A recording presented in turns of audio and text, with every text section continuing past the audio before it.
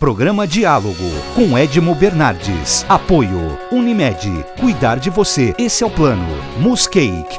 Venha reconhecer. Unidade Itatiaia. Valorap. Auditoria. Contabilidade. Consultoria tributária e financeira.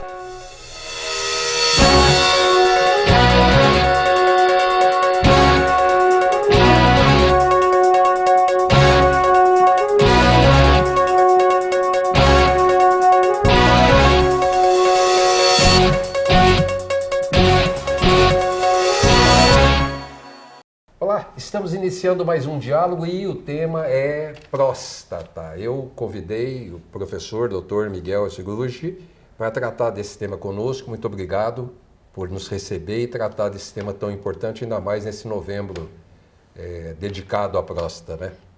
Muito obrigado, Ed. É um prazer para mim.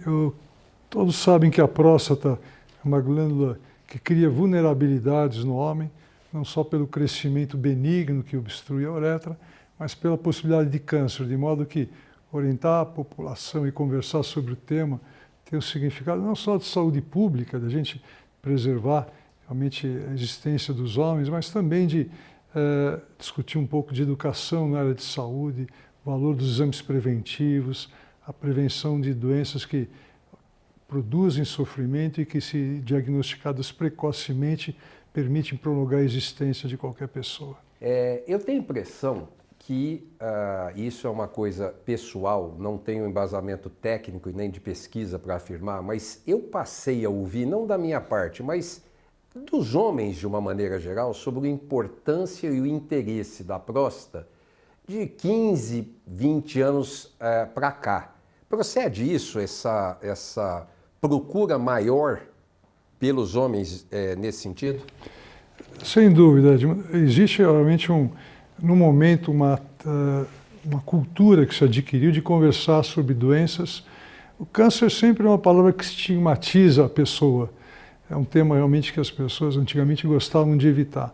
Mas quando se percebeu que fazer isso era uma atitude, obviamente, que podia comprometer a existência de uma pessoa, esses temas todos de câncer passaram a ser discutidos mais abertamente. Muita gente passou a ser curada, o que também trouxe um alento para quem tinha medo da doença ou para quem tinha a doença.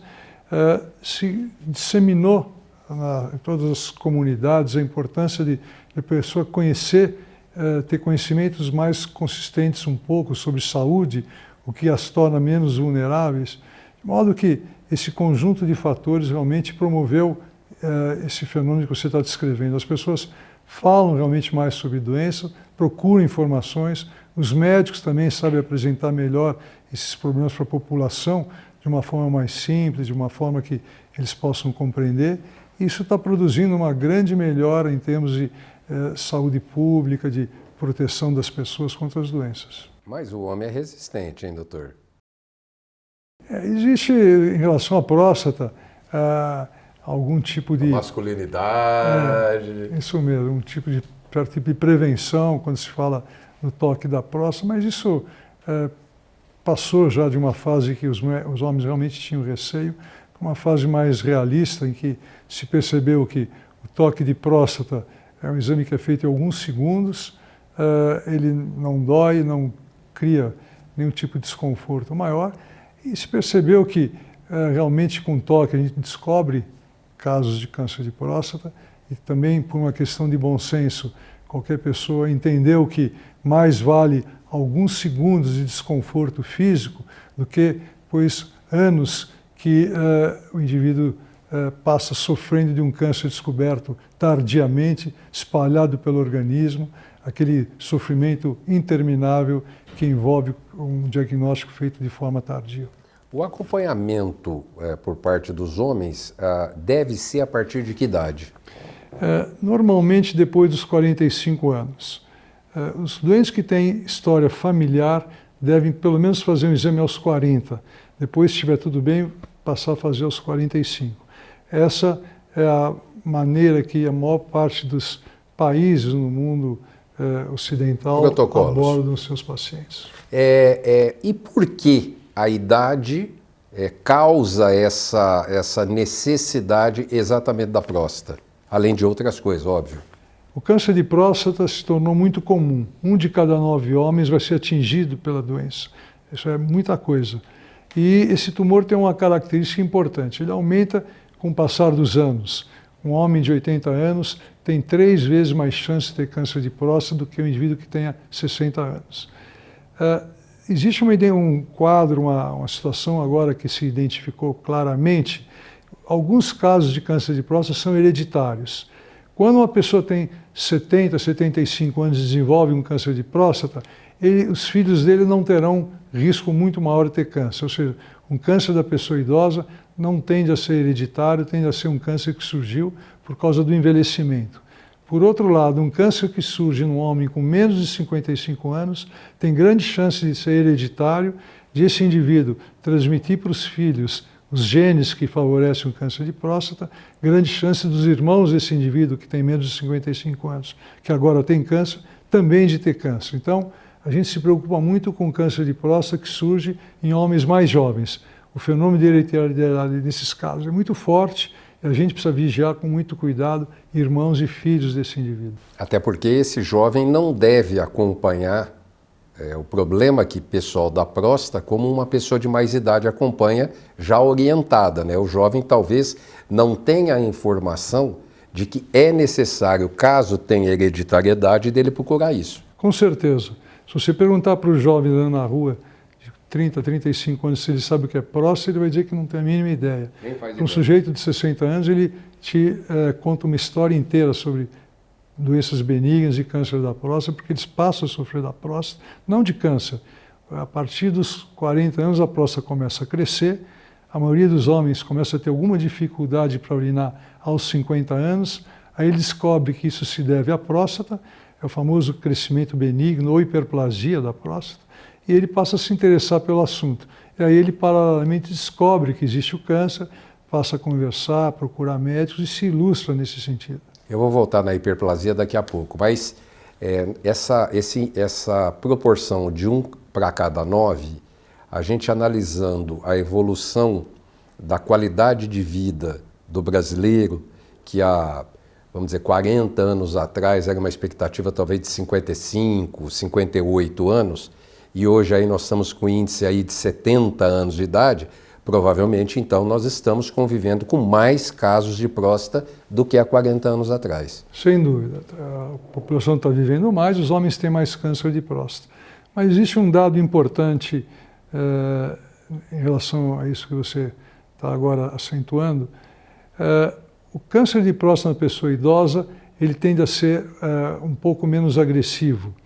Se a gente analisar a próstata de homens que falece por acidente, por infarto, qualquer motivo, com muita frequência a gente encontra um foco de câncer lá dentro que não foi identificado em vida, porque ele é pequeno, ele não altera o PSA, não altera o toque, o sujeito morre com câncer, mas não pelo câncer.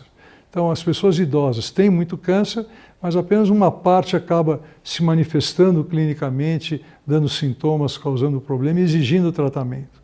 Então, a frequência está aumentando, os homens estão vivendo mais, tem mais câncer de próstata, mas é importante a gente enfatizar que muitos desses cânceres que surgem nas pessoas idosas têm pouco valor clínico. Tá. Mas aí eu posso, então, com essa matemática que a gente fez, imaginar que uma pessoa aí que extrapola os 70 e pouco, que vai a 80, que vai a 90 anos de idade, a chance dela ter o câncer de próstata aumenta mais. Aumenta bastante, mas como eu disse, muitos desses tumores são clinicamente insignificantes, eles não produzem sintomas, não vão se espalhar pelo organismo, não vão tolher a existência do indivíduo.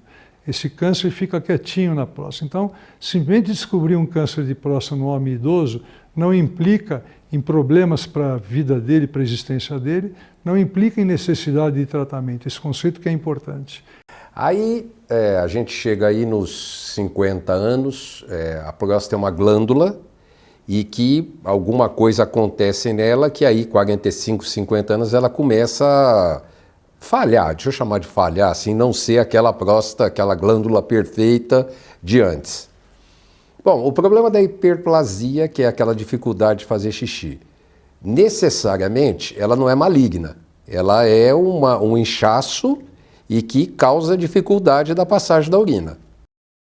Isso mesmo. A próstata, na verdade, é atingida por dois problemas totalmente distintos.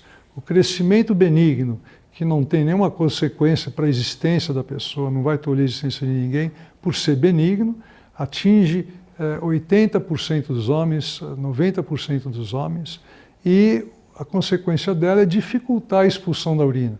O sujeito levanta muito à noite, começa a ter uma frequência urinária aumentada, muita vontade de ir no banheiro, às vezes escapa um pouco de urina na roupa e isso começa a prejudicar a qualidade de vida.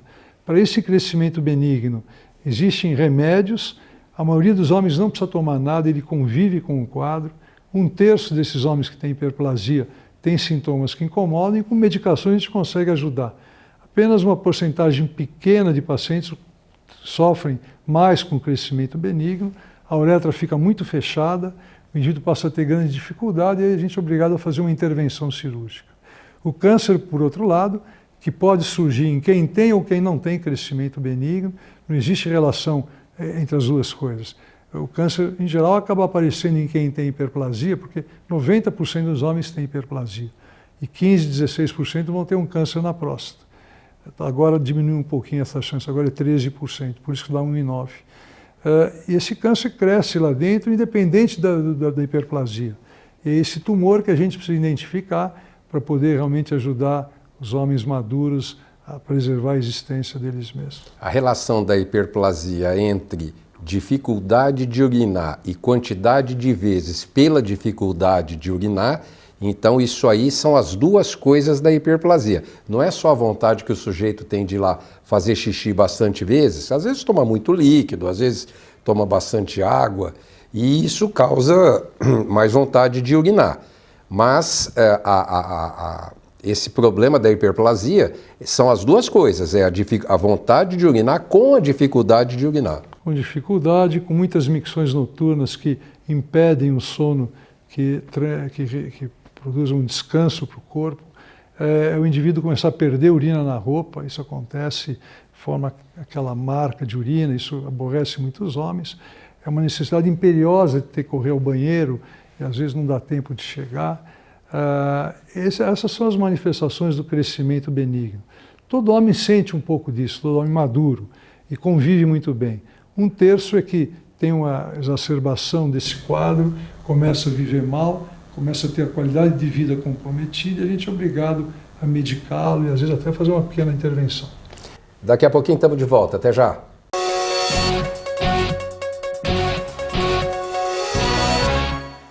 Unimed Ribeirão, o plano que abre as portas do hospital mais inovador da região, de um dos centros cirúrgicos mais seguros do país, do Centro de Cardiologia e Neurologia com tecnologia de ponta, que abre as portas de uma UTI com equipe altamente qualificada, de um avançado centro de diagnóstico, que abre as portas para uma equipe multidisciplinar, além de uma moderna hotelaria. Unimed Ribeirão, de portas abertas para você e para a saúde da sua família.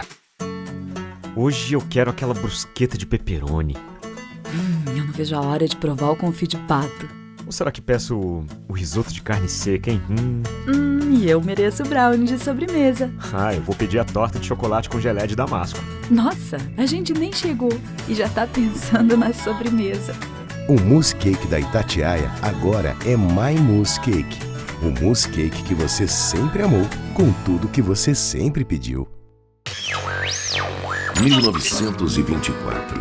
O desafio está no ar. Rádio Clube. Liderança total. Voltamos a apresentar Apoio Unimed, Mousse Cake, Valor Up. Estamos de volta com o segundo bloco do programa e para pegar agora um pouco mais da gravidade do câncer de próstata, nós devemos ter aí diversos tipos de câncer, mais agressivos, menos agressivos nos homens. O câncer de próstata, ele realmente representa uma doença que, ao microscópio, é formada por um mesmo tipo de padrão de células, mas que clinicamente tem diversos tipos de apresentação de comportamento, de evolução, de perspectiva, de gravidade. Existe um dado importante, Edmo. O câncer de próstata, ele é altamente curável, a gente cura um número muito grande de casos. E nesses doentes, obviamente, a existência desses indivíduos se faz de forma normal, natural. Ele vai viver o tempo que Deus, o destino, as duas coisas já tinham planejado para ele. Os indivíduos que descobrem um câncer de próstata atrasado significa descobrir o tumor que já saiu para fora da próstata, que muitas vezes não se espalhou, mas já pegou os tecidos vizinhos, o que torna a situação mais delicada. E aqueles em que o tumor se espalhou, esses indivíduos vão ter a existência tolhida por cálculos que foram feitos em algumas instituições americanas.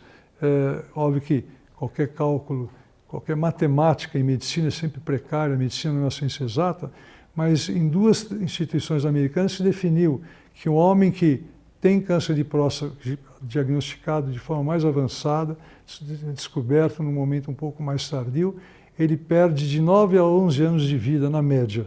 Vai perder esse tempo. Aqueles que têm tumor agressivo, disseminado fora da próstata. Se o indivíduo pegar cedo com tumor dentro, ele vai ter o tempo de existência que o destino tinha planejado para ele. Por isso a importância, então, de 45 anos, começar os PSAs da vida, começar a visita ao médico e sem preconceito de preferência, né?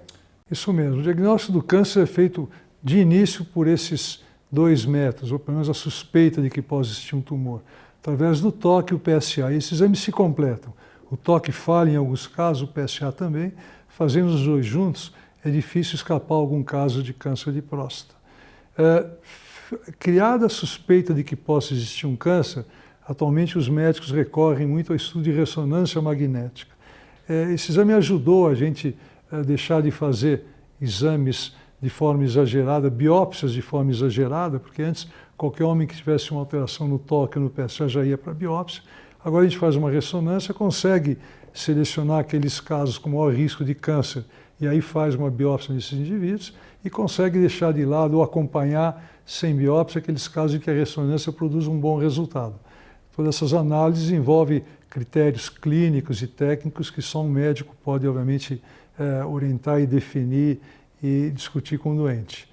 A biópsia da próstata era também um procedimento que até há pouco tempo atrás criava algum problema, porque ela é feita pelo ânus, existe a agulha perfura o intestino para penetrar na próstata, e isso produzia infecções, às vezes graves, alguns doentes terminavam numa UTI.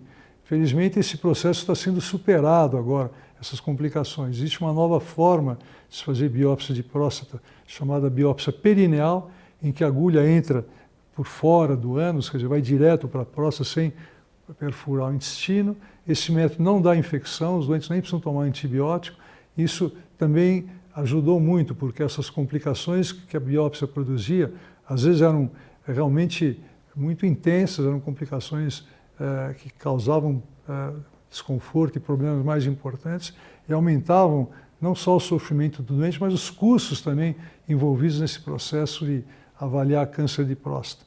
O sujeito, quando tem uma infecção nos Estados Unidos, ele vai gastar em média, ou vai ser gasto no caso dele, $19 mil por ter essa infecção, contando internação em hospital, antibióticos muito caros, etc. Então, esse processo de diagnóstico de câncer de próstata agora ficou mais simples.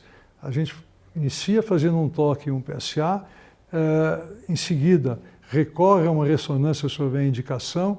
Se tiver que fazer a biópsia, a gente faz de forma mais inócua, menos agressiva e, finalmente, para descobrir se esse tumor é um tumor importante ou não, se é um tumor mais agressivo ou não, para poder selecionar o tratamento, a gente dispõe de exames genéticos que definem a gravidade do tumor, definem a perspectiva desse tumor evoluir rápido ou ficar aquiescente onde ele está, dentro da próstata.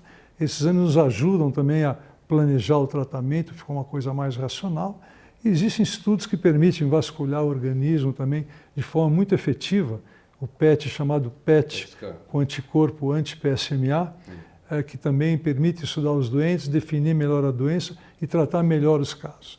O que eu estou descrevendo em poucas palavras é um movimento muito amplo que ocorreu no mundo inteiro já nos últimos anos e que está transformando o câncer de próstata é uma doença um pouco mais palatável, um pouco menos, envolvendo menos sofrimento por parte dos homens, melhorando as chances de cura, embora ainda a gente tenha bastante problema com os casos diagnosticados tardiamente. Esses casos representam ainda um desafio grande para os médicos, os doentes nem sempre vão bem.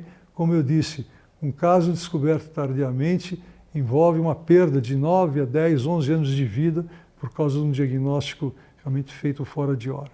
Esse novo formato da biópsia já é difundido? Todo mundo, os médicos, todos fazem ou ainda é restrito? Na Europa ele já é feito em larga escala, nos Estados Unidos também, no Brasil começa a se fazer agora. Ainda a maior parte dos centros que fazem a biópsia por via transanal, né, através do ânus. Mas eu acho que isso vai mudar nos próximos anos, porque a biópsia perineal é mais segura, bem efetiva, mais econômica, não se usa antibióticos, isso vai mudar. Doutor, as consequências, vamos para as consequências. Tardiamente, não tardiamente, câncer mais agressivo, câncer menos agressivos, o paciente ele pode ter diversas ou não sequelas. Vamos dar uma elencada nelas? Esse é um dos problemas não resolvidos, infelizmente, nessa área do câncer de próstata. Existem muitas áreas em oncologia em que os tratamentos foram simplificados, continuaram mantendo a sua efetividade e se reduziram os efeitos colaterais dos tratamentos todos que sempre existem. Em câncer de próstata, essa parte ainda continua problemática. Quando a gente vai tratar, qualquer que seja o tratamento que ele faça, existem complicações, algumas toleráveis e aceitáveis, outras realmente que podem comprometer a qualidade de vida. Quando se faz a cirurgia, existe o problema da impotência, que na verdade é uma incapacidade do indivíduo obter rigidez do pênis. Existe a incontinência, que são perdas involuntárias de urina, que obriga o sujeito a usar uma proteção, um absorvente, isso compromete a qualidade de vida. No caso da rádio, ainda existem queimaduras de intestino de bexiga que felizmente são menos frequentes, mas que ocorrem e que também comprometem qualidade de vida quando começam a surgir em crises sucessivas. Os hormônios que a gente usa com bastante utilidade são hormônios que promovem grande regressão no câncer de próstata, tornam a doença assim, muito menos grave, permite que as pessoas vivam muitos anos. Também tem seus inconvenientes. Agora está se descobrindo a relação desses hormônios com quadros de demência, com quadros de osteoporose, com enfraquecimento do sistema muscular.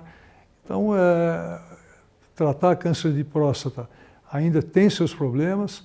A arte médica e os médicos bem formados e esclarecidos e conscientes dessas coisas têm conseguido manusear essas formas de tratamento de forma equilibrada, adaptando cada tratamento para cada doente, isso é muito importante. Quando um homem procura um médico e ele está querendo preservar a existência, essa é a grande preocupação, ele quer continuar ao lado da família, quer continuar tocando seus projetos, ele tem que receber um tratamento com grande eficiência. E os efeitos colaterais a gente tenta, obviamente, gerenciar. Por outro lado, se é um indivíduo que está muito preocupado com a sua qualidade de vida, a gente tem que levar isso em conta e não indicar tratamentos que podem ser um pouquinho mais eficientes, mas que podem tornar a vida desse indivíduo um desastre, fazer com que ele se transforme em um indivíduo deprimido, que passa o tempo todo se lamentando por ter feito um tratamento que comprometeu sua qualidade de vida. Muitas vezes a virilidade masculina, que ainda eu acho muito forte, né? A potência, né? Quando você ameaça com a impotência, fragiliza muito o homem.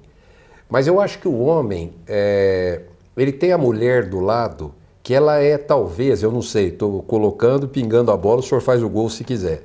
Provavelmente ela é a maior defensora do marido dela e do casamento dela, porque ela é capaz de suportar uma impotência, mas ter o marido dela e ter a família ao lado. Isso é absolutamente uma coisa absolutamente real que você está descrevendo. As mulheres têm esse sentimento de preservação da família. Elas são, na verdade, o grande elo de sustentação e de ligação de toda a família. É o grande seio. Um casamento que se perpetua, que se consolida com 30, 40 anos, ele tem sempre a mulher como centro desse processo de agregação e como um elemento de defesa dessa estrutura. Então, se o indivíduo desenvolve um câncer depois de 40 anos de casado, ela não tem nenhuma dúvida, ou 30 anos, de querer que ele sobreviva. Então, ela, mais do que o homem, ela quer que faça cirurgia, que cura um pouco mais, ela aceita que se dê hormônio nos casos que é necessário e realmente ela força até esses tratamentos quando ela está do lado do marido.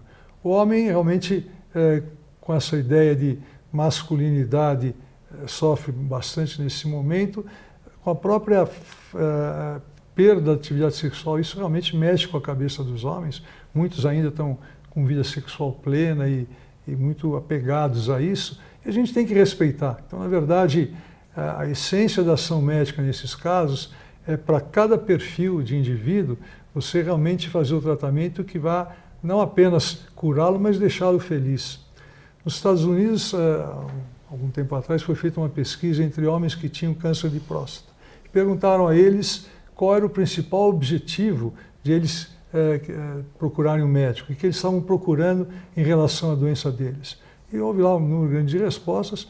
A resposta que foi mais apresentada pelos doentes dizia que eles queriam era viver com boa qualidade. Em segundo lugar é que veio viver mais tempo.